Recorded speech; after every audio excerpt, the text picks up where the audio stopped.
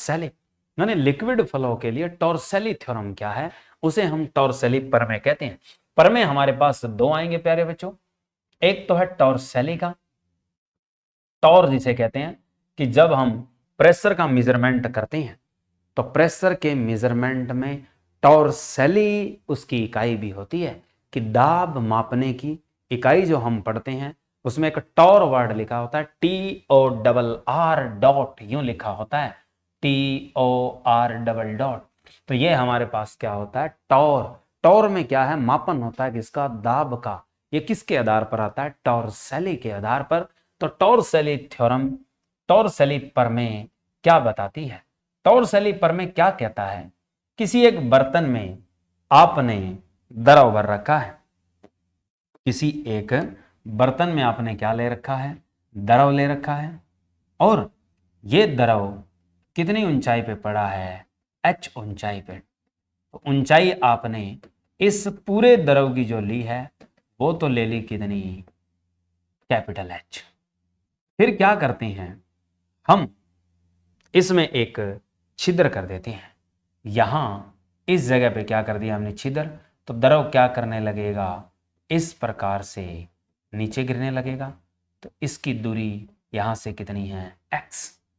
अब ऊपर से इस छेद की, इस पोर की ऊंचाई हम ले लेते हैं कितनी, h। और इसकी जो वेलोसिटी है, जो नीचे अब गिर रहा है द्रव, उसके ले लेते हैं v।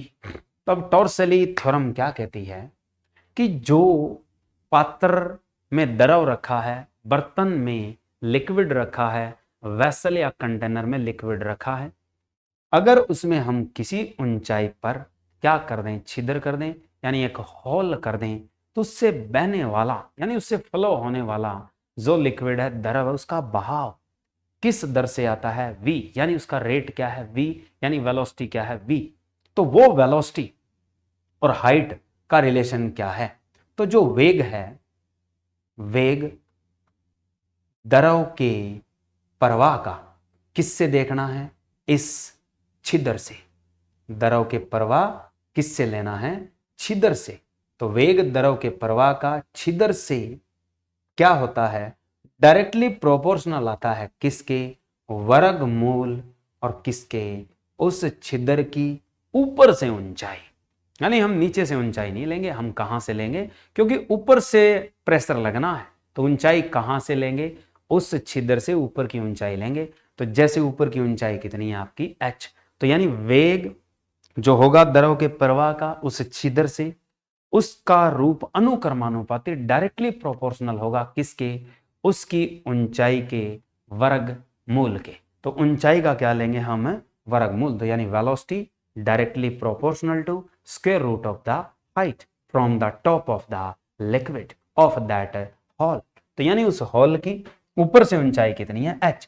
तो यानी वेलोसिटी जो आती है वो कितनी आती है इसकी, √2gh आती है। ये याद रखनी है। ये आपके पास इस छिद्र से बहने वाले द्रव का क्या आता है, वेग। तो ये दिया जाता है किसके द्वारा, टॉर्सेली के प्रमेय के द्वारा, जिसे हम टॉर्सेली थ्योरम भी कहते हैं। इसके बाद जो आती है थ्योरम, वो आती है बर्नौली। बर्नौली एक खास चीज है। आप लोगों को पता है कि जो राइट ब्रदर्स थे जिन्होंने वायुयान बनाई थी, ये कहा जाता है, लेकिन वायुयान तो बहुत पहले का बना हुआ है। वायुयान इस कलयुग में जब बात आती है तो वो किसने बनाया है, वो बनाया किसने, राइट ब्रदर्स ने। लेकिन ये जरूरी नहीं है कि कलयुग से पहले भी जितने युग आए थे, जैसे कलयुग से पहले क्या आपका त्रेता, द्वापर, द्वापर से पहले त्रेता, त्रेता से पहले क्या था, सतयुग। तो यानी त्रेता में क्या है, राम भगवान की पत्नी, जिसे आप लोग भगवान मानते हैं राम, तो राम की पत्नी को कौन लेके चला जाता है, लंकापति रावण। तो कहा जाता ना कि पुष्प विमान से लेकर गया था, तो वो पुष्प विमान है, तो विमान उस दौरान भी थे। तो यानी वहां भी उस टाइम भी वैज्ञानिक थे, तो जिन्होंने विमान को तैयार किया है। तो आज के जमाने की अगर बात करते हैं, तो विमान जिस सिद्धांत पे उड़ता है, जिस प्रमेय पे उड़ता है, उसका नाम क्या है, बर्नौली।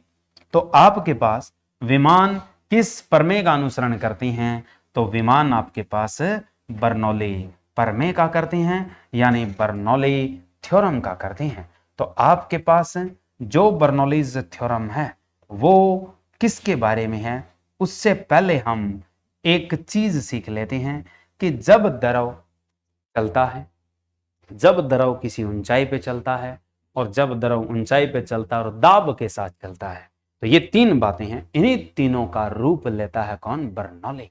तो बर्नौली कहता है कि जब द्रव चलता है तो उसके पास काइनेटिक भी है, जब द्रव किसी ऊंचाई पे चलता है तो पोटेंशियल हेड भी है यानी गति स्थितिज ऊर्जा भी है, और जब प्रेशर से चलता है तो उसके पास प्रेशर एनर्जी भी है। तो बहते द्रव के पास कितने तरह की एनर्जी है, आपके पास तीन, जब वो किसी ऊंचाई पे चलता है और दाब के साथ चलता है। कि जैसे आपके पास कोई भी लिक्विड फ्लो होता है, let be a flow of a liquid in a closed container, कि किसी बंद बर्तन या पाइप में से हम ऊंचाई के साथ और प्रेशर के साथ क्या देखते हैं, फ्लो देखते हैं। जैसे मान लीजिए आपके पास ये पाइप है, इस पाइप से जो लिक्विड का फ्लो यहां से स्टार्ट होगा और यहां से क्या कर रहा है, एग्जिट कर रहा है। तो इस जगह पर हाइट क्या मान लेते हैं, h2, और इस जगह जमीन से हाइट कितनी है, h1। यहां की वेलोसिटी कितनी है, v1, तो यहां की वेलोसिटी क्या है, v2। अब वो कहता है कि जो आपके पास बर्नौली यूज होगी, बर्नौली कहता है कि जो हेड हैं, तीन हेड हैं। तो पहला, जैसे हमने बोला कि यहां से द्रव चलता है, कि जब द्रव चलता है तो हाइट के साथ, चलने के साथ और प्रेशर के साथ कितनी ऊर्जाएं बनेगी, तीन। तो जब द्रव चलता है तो आप लिखोगे गतिज ऊर्जा, कि द्रव के बहने में कौन सी ऊर्जा है, गतिज यानी काइनेटिक एनर्जी, नंबर एक। नंबर दो, जब द्रव ऊंचाई पर बहता है तो एक चीज और जुड़ जाएगी, तो ऊंचाई पर जब है तो उसके साथ कौन सी एनर्जी टिकेगी, स्थितिज यानी गुरुत्वीय स्थितिज भी बोलते हैं जिसे, जिसे नाम दिया जाता है ग्रेविटेशनल पोटेंशियल एनर्जी। तीसरा, अब वो दाब के साथ है तो तीसरी चीज क्या लगाओगे आप, दाब। तो दाब के साथ है तो उसके पास प्रेशर एनर्जी भी है, यानी उसकी कौन सी एनर्जी होगी, दाब ऊर्जा यानी प्रेशर एनर्जी। अब आपके पास इसी तरीके से जब लिक्विड फ्लो हो रहा है तो बर्नौली क्या कहता है कि किसी इस तरह से द्रव चलता है और उसके ऊपर नगण्य होना चाहिए क्या, श्यान बल, यानी उसकी विस्कोसिटी क्या होनी चाहिए, नेग्लिजिबल और कंप्रेसिबल क्वांटिटी होनी चाहिए। तो ऐसा द्रव जो असंपीडनीय हो, यानी संपीड़न क्या हो उसकी, नगण्य, कि जो असंपीड़ित हो, कि द्रव जो है आपका असंपीड़ित हो या जिसकी नगण्य कंप्रेसिबिलिटी हो यानी नेग्लिजिबल कंप्रेसिबल हो, और वो जब फ्लो करता है तो ऐसा द्रव जो असंपीड़ित बहता है तो उसके गतिज सिरस यानी गतिज ऊर्जा, गतिज सिरस, दूसरा आता है स्थितिज सिरस यानी पोटेंशियल एनर्जी, यानी इनको हेड बोलते हैं हम, स्थितिज सिरस, और तीसरा होता है तथा दाब सिरस।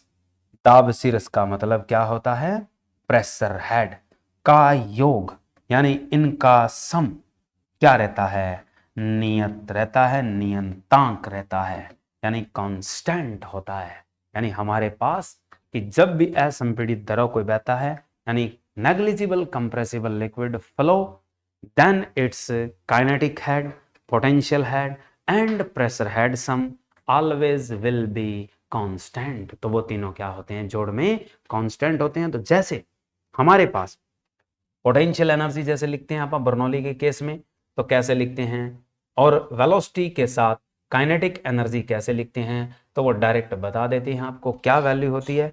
प्रेशर एनर्जी यानी बर्नौली कहता है pressure energy plus kinetic energy half rho V square, यानी हम तो लेते हैं हाफ एम वी स्क्वायर। अब मास कंटेंट जो है वो चेंज नहीं है, डेंसिटी इंप्योरिटी की वजह से चेंज हो सकती है, तो रो में केस लेना है।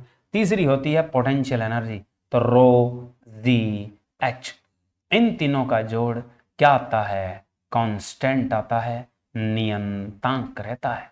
इसका कहना क्या है कि ये जो तीनों जोड़ हैं ये हमेशा क्या रहेंगे, कांस्टेंट रहेंगे। अब हम यहां से क्या करते हैं कि जो रो जी है उसको कॉमन ले लेते हैं, तो क्या बनेगा, p बाय क्या लग जाएगा, रो जी लग जाएगा, प्लस हाफ रो कट जाएगा, v स्क्वेयर बाय क्या लग जाएगा, जी, और प्लस क्या बचेगा, h। ये चीज भी क्या रहेगी आपकी, कांस्टेंट यानी नियतांक। तो जो p बाय रो जी है इसे हम क्या कहते हैं, इसे कहते हैं हम प्रेशर हेड यानी दाब सिरस। यानी ये ऊर्जा किसकी दर्शाएगा, दाब की। तो ये ऊर्जा किसकी दर्शाएगा, दाब ऊर्जा। यानी हमारे पास ये वाली चीज क्या दर्शाएगी, दाब ऊर्जा दर्शाएगी। इसीलिए इसका नाम क्या रखा जाता है, दाब सिरस। दाब सिरस के आपके पास प्रेशर हेड, तो ये प्रेशर हेड है। दूसरा ये आपके पास क्या रिप्रेजेंट कर रहा है, काइनेटिक एनर्जी यानी v स्क्वेयर है। तो इसका रिप्रेजेंटेशन किससे संबंधित है, गतिज ऊर्जा। यानी ये हमें किसके बारे में बताएगा, गतिज ऊर्जा यानी kinetic energy of liquid flow. इसे कहते हैं गतिज सिरस, यानी गतिज सिरस का मतलब है काइनेटिक हेड। और तीसरा जो है वो आपके पास कौन सा है, पोटेंशियल हेड, यानी H बचा है। H किसका रिप्रेजेंटेशन है, हाइट। हाइट हमारे पास किसको रिप्रेजेंट करेगी, स्थितिज ऊर्जा को। ये हमारे पास क्या होगी, स्थितिज ऊर्जा। और जो स्थितिज ऊर्जा है वो आपके पास क्या कहलाती है, पोटेंशियल हेड। तो ये तीन तरह के सिरस होते हैं। आपसे पूछ ले कि बर्नौली प्रमेय में कितने सिरस हैं और उन सिरसों के नाम क्या हैं, तो बर्नौली प्रमेय में तीन सिरस आते हैं। पहला आता है दाब का, दूसरा आता है गतिज ऊर्जा का, और तीसरा क्या आता है, स्थितिज ऊर्जा का। उसको क्या कहते हैं हम, दाब सिरस, इसे कहते हैं गतिज सिरस, इसे कहते हैं प्रेस पोटेंशियल एनर्जी हेड यानी स्थितिज सिरस। तो ये तीन तरीके कहते हैं। अब आती है बात बर्नौली का इस्तेमाल कहाँ होता है। तो बर्नौली का जो इस्तेमाल है वो नंबर एक, कि जो वायुयान उड़ान भरता है तो उसके डिजाइन जो बनते हैं, पंख जो बनाए जाते हैं उसके, वो किसके आधार पर बनाए जाते हैं, बर्नौली प्रमेय के अनुसार बनाए जाते हैं। तो आपसे क्वेश्चन किया जाता है कि आपके पास कि जो वायुयान उड़ान भरता है तो वायुयान के पंख का निर्माण, तो वायुयान के पंख का जो डिजाइन होता है वो किसके आधार पर दिया जाता है, वो वायुयान के पंख का डिजाइन बर्नौली प्रमेय के अनुसार दिया जाता है। कैसे, कि जैसे आपके पास वायुयान टेक ऑफ होती है तो उसके पास रीजन क्या है, कि हमारे पास वायुयान जैसे ही टेक ऑफ करती है तो उसके पीछे खास तौर पर क्या लगता है, बर्नौली सिद्धांत लगता है। कैसे, कि जैसे ही ये रन करेगी, रन करती है तो इन पंखों के ऊपर प्रेशर क्या हो जाता है, कम, और नीचे का प्रेशर क्या हो जाता है, ज्यादा। तो एकदम से प्लेन क्या करती है, टेक ऑफ। और जब टेक ऑफ करती है तो ये किस एंगल पे जाती है, 45 डिग्री पर। किस पे उठाते हैं इसको, 45 डिग्री पर। तो इसीलिए रनवे पे पहले प्लेन को दौड़ाया जाता है 600 से 700 किलोमीटर प्रति घंटा के हिसाब से, किसके लिए, टेक ऑफ करने से पहले। तो तभी बात आती है कि जब प्लेन रनवे पर दौड़ाया जाता है टेक ऑफ से पहले, यानी उस जगह को छोड़ने से पहले। ऐसा क्यों, तो क्योंकि उस पर एक लिफ्ट फोर्स लगाना पड़ता है। वो लिफ्ट फोर्स किस सिद्धांत पे लगेगा, किस प्रमेय पे लगेगा, बर्नौली। यानी जब तेज गति से वायुयान दौड़ेगा तो ऊपर का जो दाब है, पंखों के ऊपर का दाब क्या हो जाएगा, कम, और नीचे से दाब क्या हो जाएगा, ज्यादा। तो वायुयान के पंखों के नीचे का जो दाब होगा वो क्या लगेगा, अब ज्यादा, और ऊपर का दाब क्या है, कम। तभी आपके पास वायुयान क्या करेगा, टेक ऑफ। इसी तरीके से जो टीन से बनी छत होती है तेज तूफान में उड़ जाती है। तो टीन से बनी छत तेज तूफान में क्या होती है, उड़ जाती है। ऐसा क्यों, तो तेज तूफान के साथ उड़ जाती है। इसका कारण क्या है, इसका कारण भी यही है। तो तेज तूफान के साथ क्यों उड़ जाती है, कारण यही है कि जैसे आपने देखा होगा इस तरीके से ये धारियों वाली हम क्या करते हैं, टीन का इस्तेमाल करते हैं। ये हमारे पास क्या है, मकान।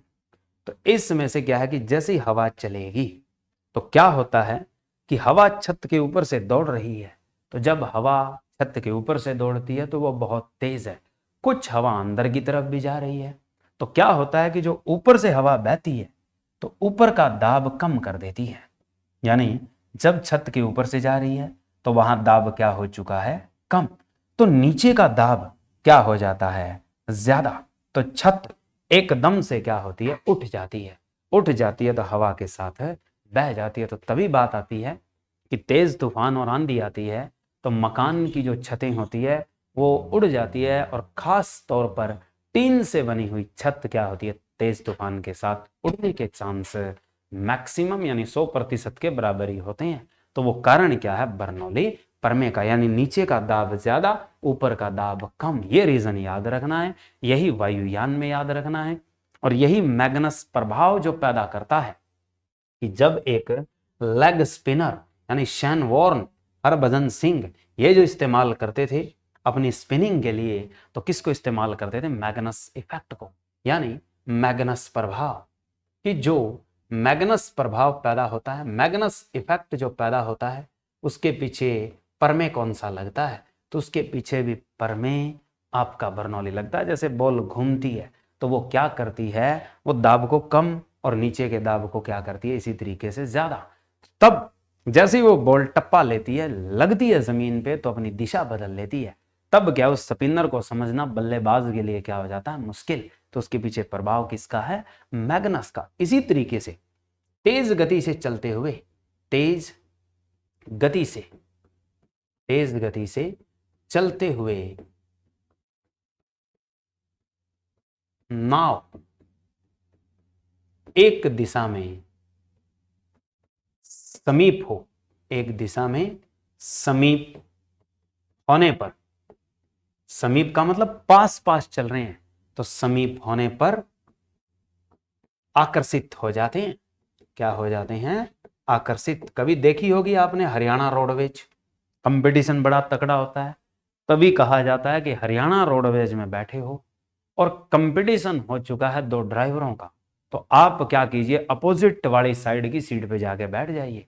क्यों, क्योंकि जब वो पास पास चलती है और तेज गति से एक ही दिशा में चलती है, तो जो बीच का संकीर्णता है उसका दाब क्या हो जाता है, कम, और बाहर से दाब क्या लगता है, ज्यादा। तो उनके टकराने के चांस क्या होते हैं, बढ़ जाते हैं। तो तभी आप हरियाणा रोडवेज में बैठे हैं तो खास तौर पर कंपटीशन के मामले में इस चीज को ध्यान दें कि दो बसें पास पास चल रही है और एक ही दिशा में चल रही है, तेज गति से चलती है, तो उनके आकर्षण होने का डर लगा रहता है। वो कौन सा प्रमेय है, बर्नौली। क्यों, क्योंकि जब दोनों बसें एक ही दिशा में आ रही है तो उनके बीच का दाब क्या हो जाता है, कम। तो बीच का दाब क्या हो जाएगा, कम, और बीच का दाब जैसे ही कम होगा तो बाहर का दाब क्या लगता है उन पे, ज्यादा, जिससे उनके टकराने के चांस क्या होते हैं, बढ़ जाते हैं। जैसे आप जा रहे हो बाइक पे और जीटी रोड पे जब चलते हो तो आपके पास से तेज गति से रोडवेज गुजरती है, तो आपका हैंडल क्या है, डगमगाने लगता है जब बहुत नजदीक से गुजरती है। तो इसका रीजन क्या है, यही है कि जैसे ही वो पास से गुजरी तो आपके इस साइड का और बस के बीच का दाब क्या हो चुका है, कम, तो बाहरी दाब क्या लगता है, ज्यादा, जिससे आपकी क्या होती है, अनबैलेंसिंग। तो ये कुछ प्रॉपर्टी थी प्यारे बच्चों हमारे पास किसकी, बर्नौली प्रमेय की। बाकी जो बचा है वो हम करेंगे नेक्स्ट सेक्शन में। तो प्यारे बच्चों आज के लिए इतना ही। जय हिंद, जय भारत।